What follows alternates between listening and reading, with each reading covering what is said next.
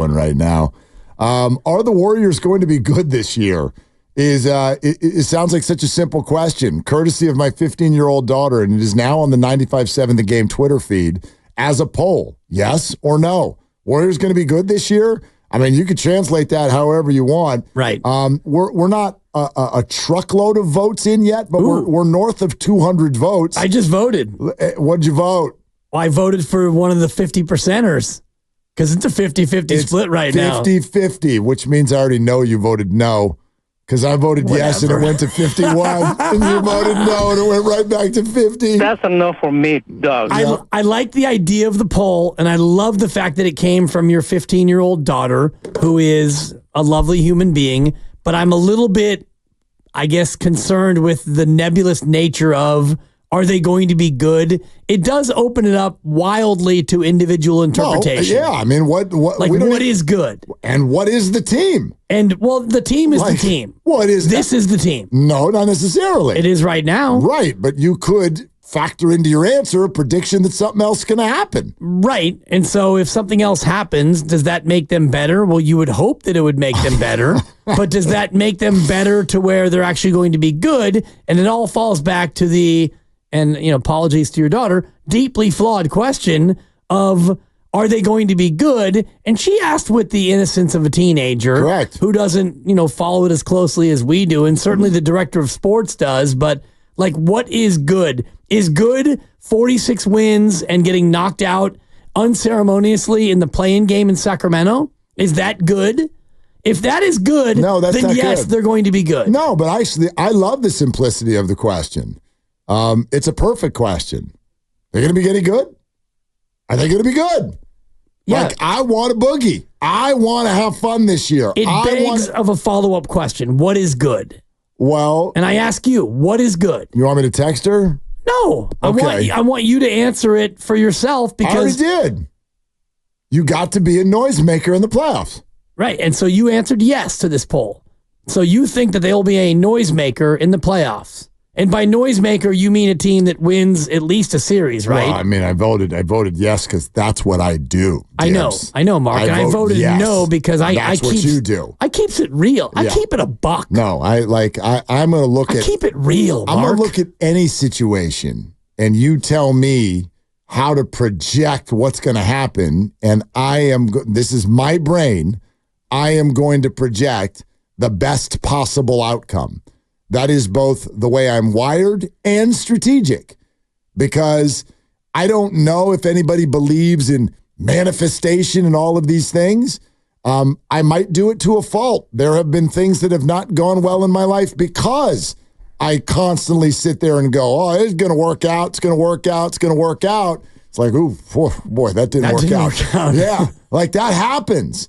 But it is both the way my brain is wired and the way that I absolutely demand that I go into every situation.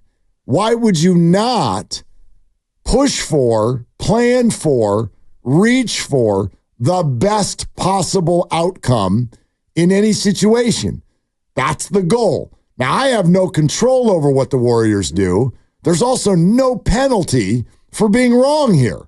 So I'm going to look at, are the Warriors going to be good? Yeah. And if they're not, well, boy, that didn't go well. Let's recalibrate. Yeah, I like the way you look at it. Yeah. But when I answer questions like this or polls on Twitter, I take my emotions and my fanhood out of it because, of course, I want them to be good. I've been a fan of this team for more than 45 years, sadly, because I'm more than 55 years old. I'm coming up on being 56, and I would go to the arena as a 10-year-old with my brother. I've been a fan of this team since the late 70s. So, yes, I want them to be good. And I said this on Twitter earlier today. I always want them to win every game. But when I look at a poll like this and I have a chance to answer, I look at it from an honest, analytical standpoint. And the question is, are the Warriors going to be good this year? And I look at this team right now and where they sit and the Western Conference. And to me, good is kind of what you're saying, like make noise in the playoffs. For me, it means like 2 years ago, that team was good. You won a series and then you had a tough series in the next round and you didn't win it. That team was good. That's interesting. Not great, not excellent, not phenomenal. Won fewer games than the team that you think stinks. Right. I don't think that team stinks. I just don't think that they're good. Well, but if the team before was good, they won fewer games. Right, but the team this year, I'm not worried about last year. I'm looking at this team right now, and in a vacuum, because we don't know if they're going to add Markkanen or Ingram or anybody else. I look at this team right now, and I look at this conference, and I take the emotions out of it. Are they going to be good this year? No. Okay, let's play a game then that defines that. And then we're going to go to the phones, 888-957-9570. What if I'm going to run through teams, and you tell me right now, these Warriors, are they ahead of or behind this team in the Western Conference standing? Okay? Thunder. Behind. Nuggets. Behind. T-Wolves. Behind. Mavericks. Behind. Suns. Behind. File that. Clippers. That's tough. I'll say behind. Lakers. Behind. Really? Kings. Ahead. Really? Pelicans. They're comparable. I'll say ahead, just for the sake of the bit. Behind or ahead. Grizzlies. Ahead, but they're comparable. All right. I'm going to leave the Rockets, Jazz, Spurs, and Blazers out of it. I know that may not be your fair. choice. But, the Spurs are better. The Jazz and okay, fine. Spurs. The Jazz, they're ahead of the Spurs. All right. So, would you put them behind any of those four teams? No, but I would put them in a group of teams between 7 and 12. They're in that group. Okay, but if we go by what you just said, you have the Golden State Warriors as the 7 seed. 7 or 8. Okay. That's not making noise in the playoffs. That's not even in the playoffs. Right, but if you're off by even like 2 or 3 games, like they could be the 11th seed. Right, they could also be the 4. Maybe. I don't see him as the 4. 5. Maybe. I know you think you've got 4 teams where you're like hard, they're behind those teams. Thunder, Nuggets, Wolves, Mavs. I think most people would say that. I agree. But I think they start to be in the conversation after that. If you talk about teams 5 through 12, they could be anywhere from 5 to 12. I mean, I think that I could easily make a case. I mean, the Phoenix Suns, they were so disappointing last year, and they've done nothing. Finished ahead of the Warriors. By 3 games. Finished ahead of the Warriors. Yes, but by 3 games, and they were wildly disappointing. They have not improved and changed their coach and have the same problems, all the same problems that they had before. Right. Okay. The Warriors lost 2 Hall of Famers. Come on. Neither of whom playing at a Hall of Fame level. So they lost 2 Hall of Famers. Correct. Okay. Yes.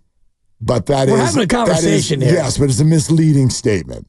But it's factual. But misleading based on this conversation. It's the political season, so I'm going to stand behind my misleading yet factual statement. It is a contextually misleading statement. Klay Thompson is still a top 50-something player in the league. And Chris Paul is a Hall of Famer. Say the first one again. I mean, if you want to talk about Klay Thompson. Say it again. He's a top 50-something player in the league. 72, 84. Okay. I'll revert you to my previous statement, Your Honor, about them both being Hall of Famers. Top 50 player currently? 80 player. Now we're getting 70, closer. Whatever. 70. You hate rankings. You hate it. All right. The Warriors lost 2 Hall of Famers. You know, the Clippers lost Paul George. A Hall of Famer. Yeah. So I got no idea. Got Westbrook back on a bargain.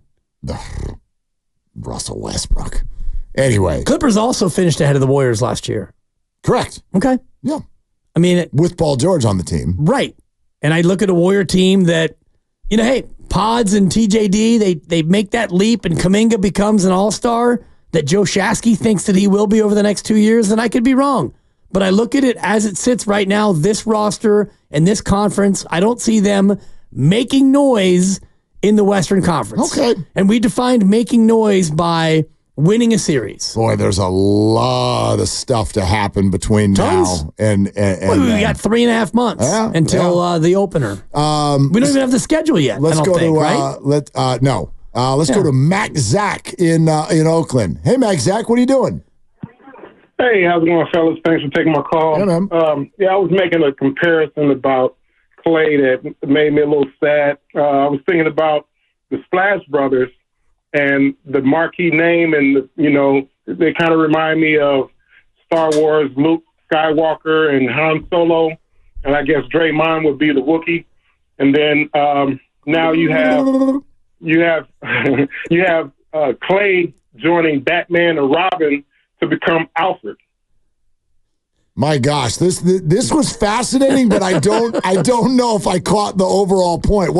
What's the point, Mac Zach? Well, basically, it's kind of sad that he's like the third wheel and he's not the marquee guy. I see.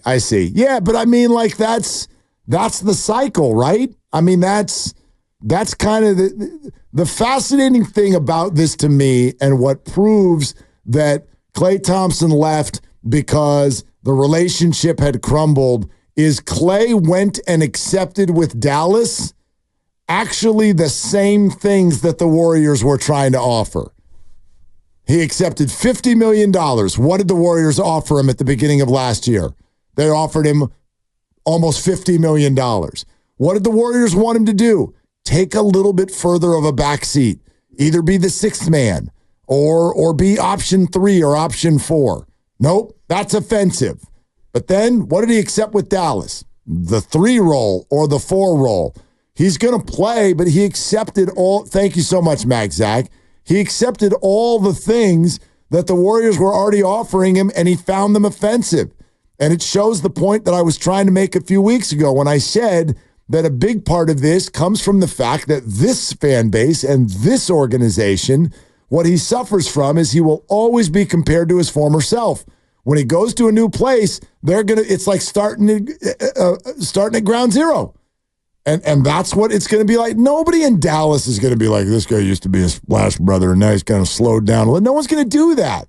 They're just going to be like, dude, you going to hit the threes when Kyrie passes to you? Yeah. Cool. And he talked about it in his press conference today. The phrase change of scenery tells me everything that you need to know about why he left the Warriors. And yeah, part of it was money, and I don't think that the 2-year, $48 million offer was still out there for him.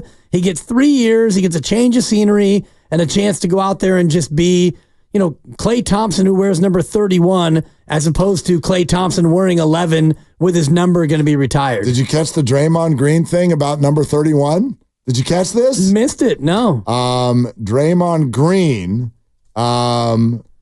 his comments on Instagram, he took a screenshot of Klay holding up his number 31, and he wrote, 31 is nasty work, killer, with 4 laughy emojis, and then he tagged Klay Thompson.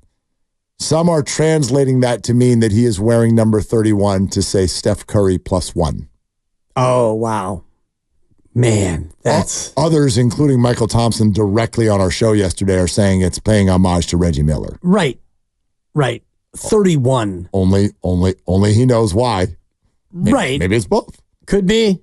Nasty work, killer. Yeah, because he's Killer Klay. Because I'm one number better than Steph. And Steph this year is going to come out, and he's going to wear 32. It'd be amazing if they changed every game. See who gets to 99 first. All right. Klay